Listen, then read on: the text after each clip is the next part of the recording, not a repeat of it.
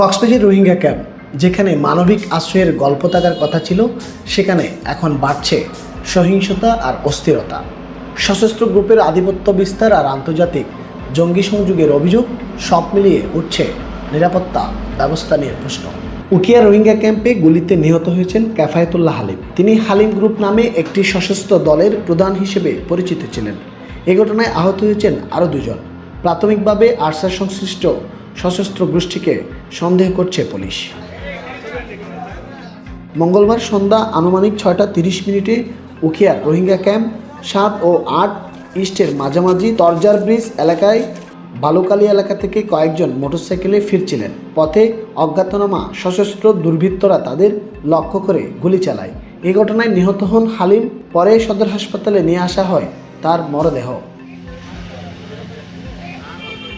অন্যদিকে সোমবার টেকনাফের 24 নং রোহিঙ্গা ক্যাম্প থেকে 19 বছর বয়সী মাহমুদুল্লাহ নামে এক রোহিঙ্গা তরুণকে গ্রেফতার করেছে পুলিশ। পরে আদালতের মাধ্যমে কারাগারে প্রেরণ করা হয় তাকে।